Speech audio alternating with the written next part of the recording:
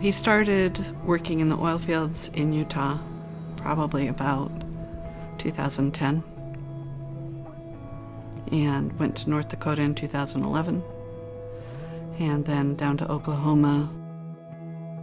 He was an owner-operator truck driver, very independent. He loved to work. He really did. They would give him an assignment to go pick up crude. He would go up and test the oil and then load the crude onto the trailer. He was out by himself all the time. He usually only came home maybe, every other month? Yeah. A few days.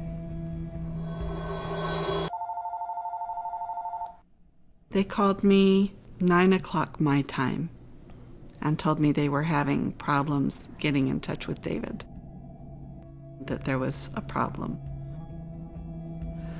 And then the hospital called me and gave me the bad news.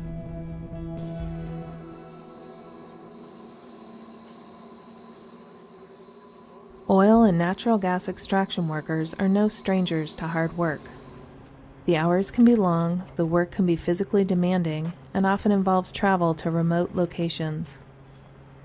There are over 500,000 workers employed in the industry, a workforce that is critical to the energy infrastructure of the nation. Some oil and gas production workers are responsible for measuring or gauging how much oil and water is in the storage tanks. These workers often manually gauge the level of fluid by lowering a device into the opening on the top of the tank called a thief hatch. This may be done dozens of times in one day. Oil haulers also collect and test samples of the oil, called thieving, to determine its quality before loading it onto their tanker trucks and transporting the product to a terminal, railhead, or refinery.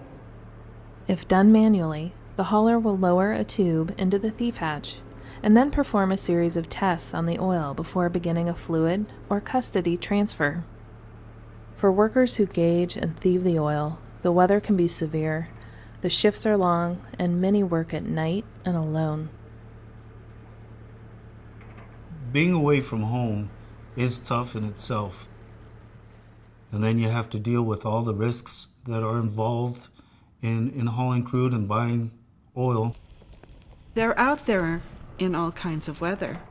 You've got big, heavy equipment. You've got slip hazards. You're up there on a catwalk. But the gas was the main thing that they were worried about. Cindy's husband, David, owned his own truck and had been chasing the oil boom since 2010. On March 20th, 2014, David arrived at a tank site.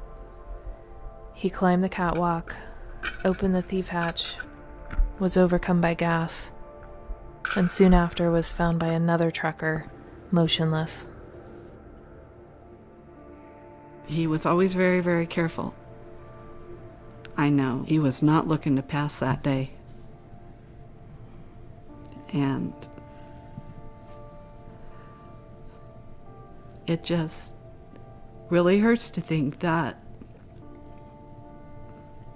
he was alone. From 2010 to 2014, there were at least 9 worker deaths associated with exposure to a mixture of hydrocarbon gas and vapors and insufficient oxygen when the thief hatch was opened. The victims, aged 20 to 63, were found alone, collapsed on the thief hatch or on the tank catwalk or stairs. And here's why. When a thief hatch is opened, large amounts of hydrocarbon gas and vapors can escape, especially if the tank is under pressure. The plume of gas and vapors can surround the worker, and the resulting displacement of air can create an environment that is highly explosive and oxygen deficient. In other words, workers may be breathing, but they're not getting enough oxygen. Here, an infrared camera allows us to see the plume, which is otherwise invisible to workers. It can affect the eyes, lungs, central nervous system, and can cause the heart to have abnormal rhythms resulting in dizziness and disorientation, loss of consciousness, and even sudden cardiac death. When you're up there and it hits you, it kind of catches you off guard. You kind of get dizzy. Most of the time when that happens, I just run. But when you try to run, it hits you so fast, you get disoriented and don't remember which way you want to run. It becomes very overwhelming. You see where the guy opens the hatch and see how much gas is coming out. These guys are at risk because there's lots of harmful vapors within there. Same as you wouldn't want to hang your head right over top of your gas tank when you're fueling your car. There's benzenes, there's toluenes, there's xylenes. There's all kinds of things that can have long-term or immediate effects if you are deprived of oxygen. For a person to be in that kind of risk, there's no sense in it, in my mind. During 2010 to 2014, 11 fatalities were identified to be... I've been in this industry for 35 years. I can think back, nobody told us what some of the health effects could possibly be. And I've always vowed that if I ever was in this position, everybody would know what I know. Our goal is to get everybody home safely to their families every day. There are many factors that may increase worker exposure to hydrocarbon gases and vapors, including conditions that are constantly changing. For this reason, everyone should take precautions when on site. The following prevention steps can reduce hazards and save lives. Engineering controls are the most effective way to protect workers by removing hazardous conditions or by placing a barrier between the worker and the hazard. Ideally, it's best if a worker never has to open a thief hatch. Two examples that employers are using include remote or automatic tank gauging systems use a wireless device to indicate how full the tank is. In addition, existing tanks can be retrofit with dedicated sampling ports or taps to replace manual thieving. Sample valves for the tank are located on the ground level. You can actually sample your tank from the outside instead of thieving it from the top. In October 2016, the American Petroleum Institute worked with industry and its partners to develop a new standard that recognizes these and other controls as safe and accurate methods for measuring oil without opening a thief hatch. The Bureau of Land Management has also adopted this new standard into its rules for oil measurement on federal and tribal land. The main goal is to get these guys off the tank where they don't need to be. If that saves one life, that's worth anything in the world to me. That's to me is the ultimate goal. Additional safe work practices and controls include: Hey John, how's it going?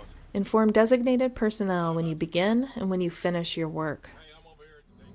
Prior to leaving your vehicle, make sure you don't have anything with you that could spark or ignite flammable gas.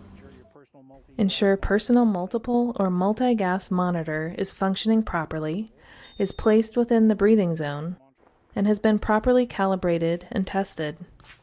Monitors should be testing for the lower explosive limit and oxygen deficiency in addition to hydrogen sulfide.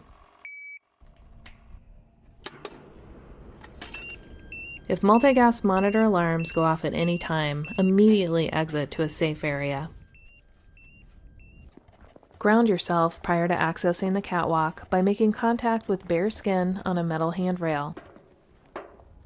Bleed off pressure from the tank by opening the main tank bleed-off valve, if one is available, and leave it open for the duration of work. Determine wind direction using a windsock. Stand upwind, open the tank thief hatch fully, and step back at a distance to let it vent. Leave it open while performing gauging tasks. But beware that due to changing wind conditions, this method alone may not keep you safe. Unless exposure assessments indicate otherwise, use only supplied air respirators or self-contained breathing apparatus when working around open thief hatches. Half mask, full face, and powered air purifying respirators with organic vapor cartridges will not protect you from these types of toxic exposures and oxygen-deficient atmospheres.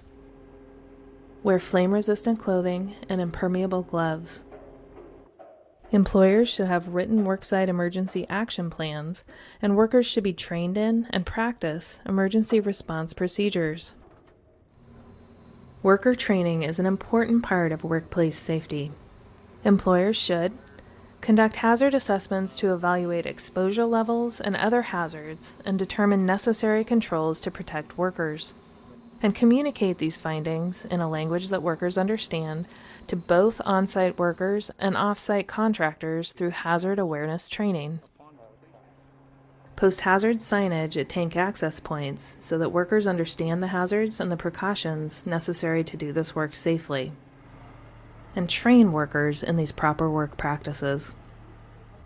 Workers, remember, you have the right to safe working conditions and to receive information and training about workplace hazards. If you don't know or are unsure of the hazards, stop the job and ask. Everyone has the right to stop work that is unsafe. In addition, you can contact OSHA anytime to report unsafe working conditions or to file a complaint. You need to be informed of what all the risks or hazards can be at a site. What's flammable, what's not, what can have long-term effects. Just know your limits. Don't get pressured into doing things that you feel uncomfortable doing. Speak up. Say something to someone. Don't wait till it's too late.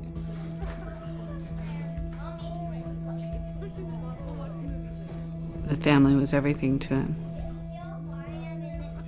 We have our 5 children, and we've got the grandkids and the wives, and we've got a really special family.